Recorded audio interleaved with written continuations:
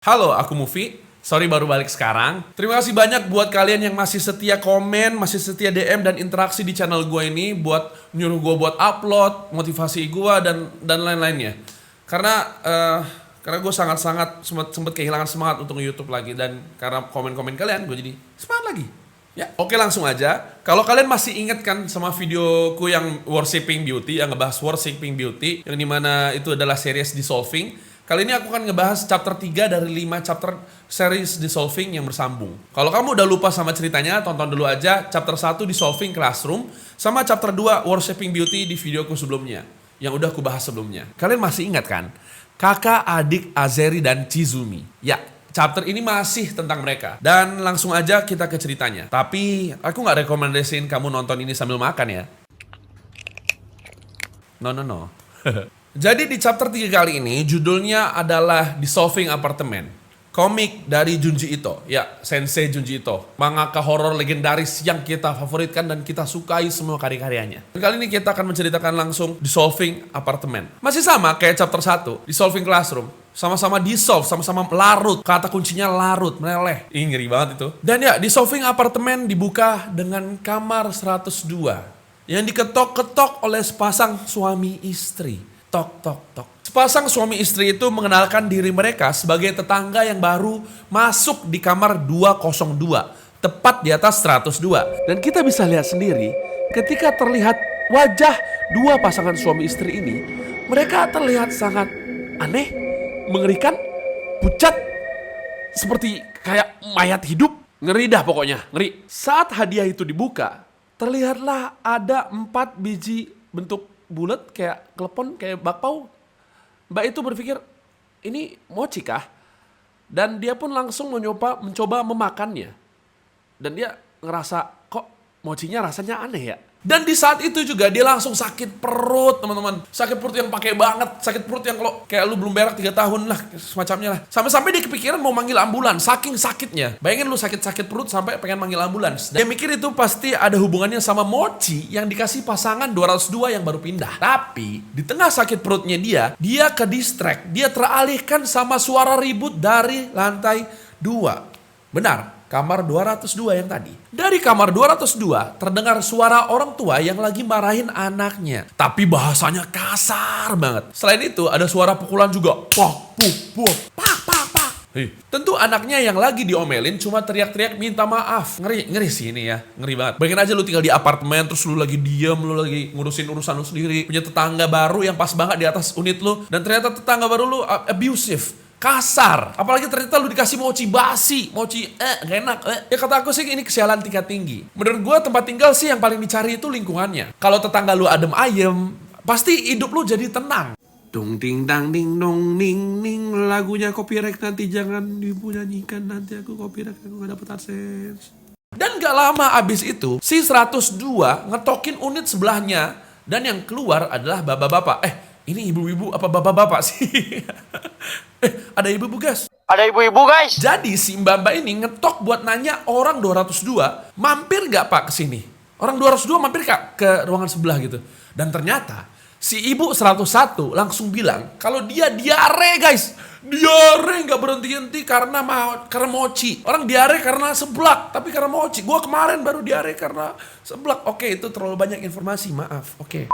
Dari atas tangga 201, Bapak Arasiyama nyahut kalau dia ternyata juga kena diare. Si Bapak 201 ini ngeh kalau kayaknya Bapak Ibu 202 ini nggak aniaya anak mereka. Jadi mereka bertiga ini 101, 102, 201 mereka bersepakat buat pergi ke unit 202 buat mencegah apapun yang terjadi di sana. Waktu mereka mencet bel, ternyata yang keluar adalah anak cewek yang mukanya penuh plaster.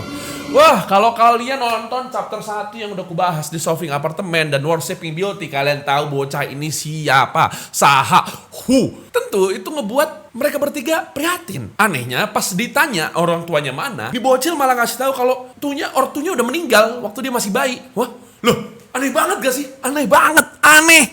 Terus yang kemarin siapa? Itu siapa? Siapa yang berisik di 201? 202? Ya. Tapi ya mereka bertiga gak percaya gitu aja dong. Mereka cuma ngira kalau si bocil ini kayaknya udah kena mental karena orang tuanya Ya, kalian tahu nama bocil ini? Yang udah nonton? Tahu. Nama bocilnya Chizumi. Pas ditanya lagi kapan orang tuanya pulang, nih bocil malah nyolot dan bilang, "Aku udah bilang kalau ortuku udah meninggal. Diri aja dan temui mereka sendiri di underworld, di dunia bawah akhirat atau di mana itu." Jujur ini gue lumayan merinding sih bacanya. Jadi mereka bertiga ini pengen jadi shelter, pengen jadi atap, pengen jadi pelindung bagi Chizumi karena mereka mikir pasti dia udah di abuse sama orang tuanya, udah dikasarin sama orang tuanya. Tapi bocil ini aneh, dia super gak sopan ngomongnya dan aneh banget lah. Terus si Mbak 102 yang cantik dan baik hati ini balik ke unitnya, ke apartemennya. Terus pas lagi diem-diem aja nih, tiba-tiba ada bayangan kepala di jendelanya. Ternyata itu adalah kepalanya ibu 202 yang ngomong, "Aku mamanya Chizumi." Pas dicek keluar, ternyata itu Chizumi yang pakai kepala mamanya. Asli ini creepy banget. Creepy banget. Lebay. Tapi emang creepy. Ini creepy banget sih. Kalau gue kayaknya langsung mikir buat pindah sih. Gue langsung kayak, "Oke, bye-bye teman-teman semua. Aku pergi ya." Aku langsung pergi aja gitu. Si Mbak 102 ini gak mau pikir panjang. Cuma kayak, ya sama aja ortu, anak sama-sama aneh. Tiba-tiba ada yang ngetok pintu Mbak 102 ini. Ternyata itu kakaknya Chizumi, Azeri. Buat yang nonton, lagi-lagi buat yang udah nonton chapter 1, chapter 2. Udah tahu Azeri Chizumi. Sebelum nonton ini mending balik lagi dan nonton chapter 1, chapter 2 yang dimana 1 tahun yang lalu. Dimana gue udah lama ngilang gak nge-YouTube. Familiar kan namanya, Azeri. Dia datang buat minta maaf soal Mochi yang udah bikin semua orang diare dan adiknya yang gak sopan. Dia kelihatan kayak anak baik sih. Ganteng, baik dia itu. Dan kasihan tentunya. Mukanya udah penuh luka dan kacamatanya pecah. Ternyata si Azeri ini udah keliling-keliling minta maaf ke orang-orang. Oke, pas Azeri udah masuk lagi ke unitnya, kedengaran lagi tuh suara ortu yang marah-marah kayak kemarin. Terus mereka rame-rame datang ke unit 202 buat menghadapi mereka, buat confronting mereka. Waktu diketok, ya ternyata bapak ibunya ada guys. Dan mereka marah-marah ke penghuni yang lain. Dan minta buat gak ikut campur urusan keluarga mereka. Besokannya, si Mbak 102 ngobrol sama ibu 101. Mereka khawatir sama dua anak 202. Dan mereka yakin pasti si Chizumi itu aslinya sopan, anaknya sopan. Tapi kenapa ortunya jadi gitu ya? Tapi pas mereka ngobrol ternyata Chizumi muncul. Ya udah deh, ibu 101 ngajak Chizumi makan kue di rumahnya dan Mbak 12 juga ngikut. Si Chizumi ini makan kayak anak kelaparan guys. Jadi ibu 101 sama Mbak 102 jadi makin prihatin sama dia. Kayak kasihan gitu. Terus waktu mereka mau ganti plester Chizumi, ternyata plesternya palsu alias gak ada luka sama sekali. Gak ada luka sama sekali. Otomatis mereka kaget. Gak gitu.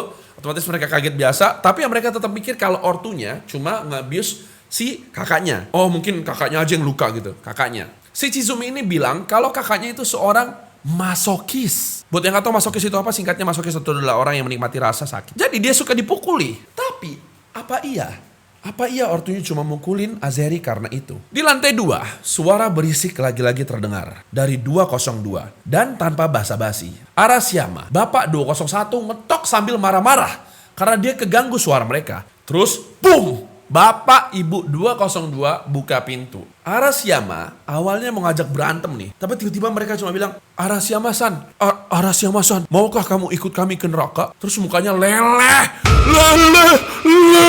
mukanya guys.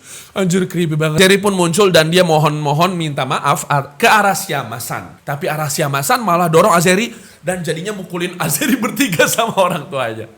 Ini orang kelewat risih apa gimana ya? Dengar suara ribut itu, Mbak 102 sama Ibu 101 lari ke atas dan mereka lihat si Azeri lagi digebukin. Terus mereka buru-buru nyelamatin si Azeri. Dan si Arashiyama-san sama Bapak Ibu 202 balik lagi ke unit mereka, ke apartemen mereka. Di 101, si Azeri ditolong dan diobatin sama Ibu 101. Ibu 101 yang simpati ke Azeri pun nawarin Azeri sama Chizumi buat tinggal di tempatnya. Tapi Azeri menolak dan segera balik ke unitnya dengan alasan dia cinta orang tuanya. Betul, kita siapa yang cinta pada ortunya, gitu lagunya kira-kira. Anak berbakti apa? Segera setelah Azeri balik ke unitnya, suara berantem terdengar lagi. Masih di 101. Tiba-tiba ada tetesan dari atas yang lengket dan agak Bro, Chizumi bilang ini semua salah kakaknya. Dan dia juga bilang kalau Arashiyama-san udah meleleh. Sambil ketawa creepy. Arashiyama-san udah meleleh.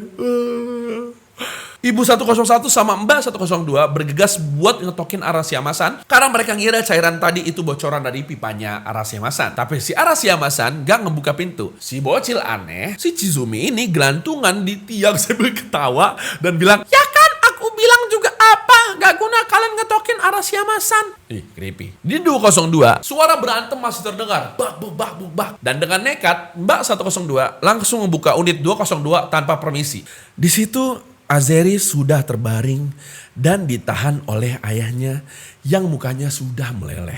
Di samping mereka ada ibu Azeri yang sudah memegang pisau dan siap Azeri. Sebelum bisa Azeri, mereka berdua benar-benar meleleh. Jadi lendir di lantai. Jijik dan merinding banget lihatnya. Jujur, ngeliat pemandangan itu, tentu Mbak 102 dan Ibu 101 teriak dong. Di sini Chizumi cuma ketawa sambil jelasin kalau ada iblis di belakang kakakku. Kalian tidak akan memiliki ending yang baik jika berurusan dengannya. Kalian tidak akan memiliki akhir yang baik jika berurusan dengannya. Ayah dan ibu meninggal lebih awal. Walaupun begitu, kakakku memanggil mereka dari neraka berkali-kali. Orang tuaku akan meleleh segera setelah itu. Dan siklusnya akan berulang-ulang. Betapa kasihannya ayah dan ibu. Oh tidak, bahkan tante-tante itu juga. Dan kita dilihatkan muka 101 dan 102 yang sudah meleleh. Merinding banget, jujur merinding banget. Halaman terakhir ditutup dengan Azeri yang meminta maaf kepada Chizumi. Dan Chizumi yang mendengar maafnya kakaknya cuma ketawa dan berkata, "Ini udah waktunya kita pindah lagi kan?" Kita sama-sama tahu ucapan Azeri itu seperti racun yang melelehkan apapun dan merusak apapun yang mendengarnya. Azeri itu berbahaya. Jadi gimana? Kalian bakal lebih suka ketemu anak yang kurang ajar tapi jujur kayak Chizumi? Atau anak yang sopan tapi membawa kesialan seperti kakaknya Azeri? Dan apakah kalian biasanya langsung makan makanan yang dikasih tetangga kalian?